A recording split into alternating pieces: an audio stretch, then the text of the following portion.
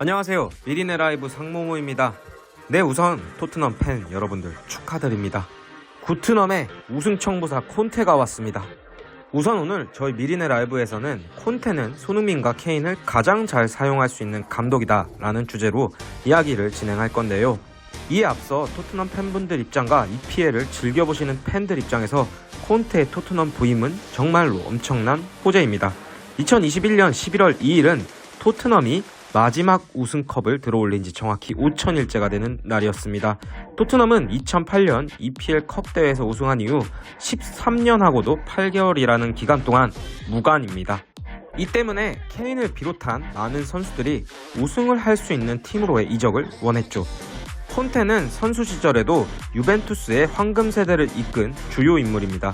02-03 시즌에는 유벤투스의 챔피언스리그 우승도 이끌었고요. 그리고 콘테는 감독으로서의 역량도 뛰어납니다. 유벤투스, 2016 유로 이탈리아 국대, 첼시, 인터밀란을 이끌며 각 리그에서 모두 우승을 경험했습니다. 특히나 EPL에서는 단일 시즌 최다 승인 30승과 함께 리그 우승을 가져왔었죠. 우승에 목말라 있는 토트넘으로서는 콘테가 정말 토트넘 감독의 제격이라고 할 수 있는데요. 지나간 일이지만 지난 시즌 토트넘의 무리뉴 감독 경질 이후 토트넘은 콘테와 여러 차례 연결되었지만 결국 무산되었습니다. 누누 감독이 선임되기 전에도 콘테와의 계약 발표가 내일 있을 것이다 등 여러 썰이 있었지만 토트넘의 재정 적자 등의 여러 상황과 맞물리면서 결국 계약이 불발되었던 걸로 알려져 있습니다. 이런 콘테가 토트넘으로 오다니, 콘테가 대단한 건 그만의 전술적 철학이라고 볼 수 있을 텐데요. 콘테는 선수와 감독으로 모두 성공한 인물입니다. 그리고 자신의 축구 철학도 확고히 박혀있죠. 실제로 자신만의 특유한 색깔을 앞서 말씀드린 유벤투스, 첼시, 인터밀란에서 접목시키며 모두 리그 우승을 가져왔었고요. 오늘 여러분들께 공유드리고자 하는 이야기는 콘테의 전술은 손흥민과 케인의 득점포에 날개를 달아줄 것이다 라는 이야기를 해보려고 합니다. 네, 여러분, 콘테가 감독으로서 자신만의 철학을 갖고 전술을 운영한다고 말씀드렸죠. 콘테가 주로 사용하는 전술은 3-5-2 전술입니다. 이 콘테의 전술에서 지난 시즌에 리그 최다 합작골 기록을 갈아치웠던 손흥민과 케인을 제일 잘 쓸 수 있는 감독이다 라는 다수의 매체들의 평가가 이어지고 있습니다. 지난 시즌 리그 득점왕과 도움왕을 동시에 석권한 케인과 득점 랭킹 4위에 리그에서 2시즌 연속으로 10골 10도움 클럽에 가입했던 손흥민 선수였었고요. 포체티노와 무리뉴는 손흥민과 케인을 그래도 선수들의 장점을 살려서 사용했었지만 누누의 토트넘은 많이들 보셨겠지만 케인은 정말 어디에 있어야 할지를 모르는 듯해 보였고 손흥민이 누누의 토트넘을 멱살 잡고 캐리했었죠. 하지만 콘테는 누누는 말할 것도 없고 포체티노와 무리뉴보다 더 손흥민과 케인을 잘 살릴 수 있을 것이고 이 둘은 콘테의 지휘 아래 리그 최고의 공격 포인트를 남은 시즌 동안 뽑아낼 수 있을 것이다 라는 평가가 이어지고 있습니다. 참 축구가 재밌는 게 감독이 바뀌었는데 선수들에 대한 기대치도 이에 영향을 받게 되니 정말 감독이 중요하다고 볼 수 있는데요. 왜 콘테가 손흥민과 케인을 더 잘 사용할 수 있을 것인가에 대해 이야기를 좀 해보려고 하는데요. 일단 콘테의 3-5-2는 윙백을 공격적으로 사용하고 투톱을 정말 중요시합니다.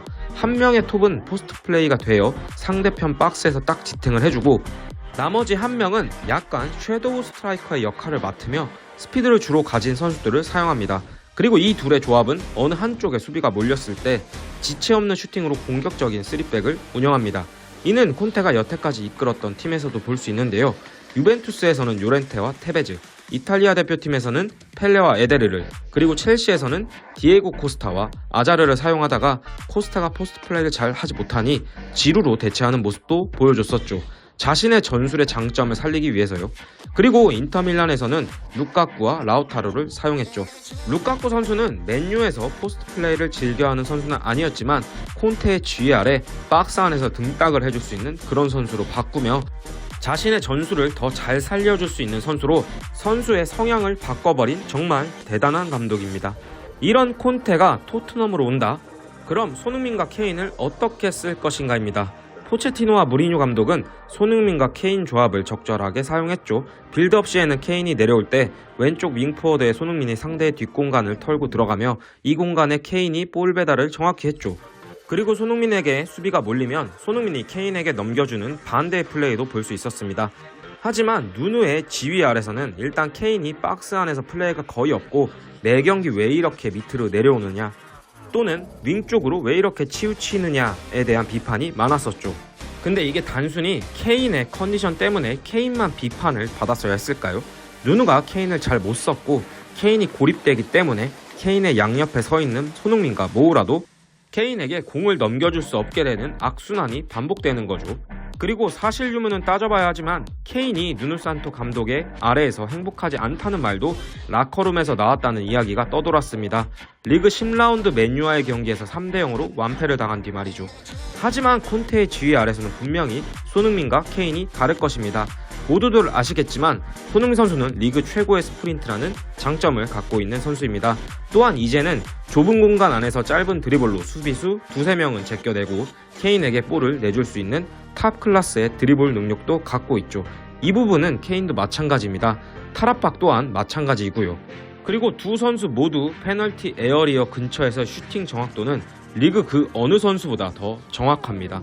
콘테의 휘하에서 손흥민 선수는 프리로를 맡을 것입니다. 케인과의 투톱 조합으로 나서서 이전에는 왼쪽 윙포워드에 치우친 역할을 했다면 이제는 오른쪽, 왼쪽, 중앙을 가리지 않고 상대의 뒷공간을 파고 들어갈 수도 있을 것이며 공격형 미드필더로서의 볼 배급 역할도 수행할 수 있을 것입니다. 그리고 케인에게 수비가 몰릴 경우 빈 공간을 찾아 바로 슈팅할 수 있는 확률도 높아지겠죠. 누누 감독 아래에서 답답했던 케인은 이제는 박스에서 포스트 플레이를 주문하는 콘테가 왔기 때문에 지공 상황에서는 당연히 페널티 에어리어 안에서 상대의 수비수를 이겨내고 슈팅을 노리는 플레이를 할 것입니다. 물론 최전방 공격수이더라도 빌드업 상황에서는 중앙 쪽으로 좀 내려와서 볼을 다시 받아 건네주고 박스로 침투하는 역할도 해줘야 하겠지만요. 다만 케인을 사용하는 전술적인 움직임은 분명 케인에게 많은 슈팅과 골을 원하는 플레이가 될 것입니다.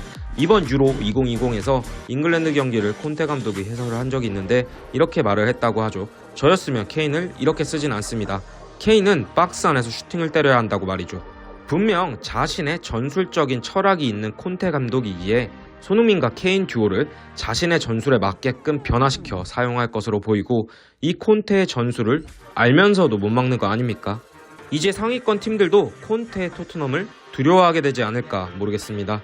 그리고 손흥민과 케인의 프리미어리그 최다 합작골 기록 경신이 한 골 남은 이 상황에서 두 선수가 무언가 침체되어 있었는데 누누 감독이 아닌 콘테의 전술에서는 손흥민과 케인이 달라질 수 있을 것이라고 확신하고 있습니다. 이번 시즌 손흥민 선수가 리그에서 20골 이상을 넣는 거 아닌가 모르겠네요. 콘테의 토트넘 11월 5일 금요일 새벽 치러지는 컨퍼런스 리그 피테스와의 경기가 정말 기대됩니다. 영상 시청해주셔서 감사합니다.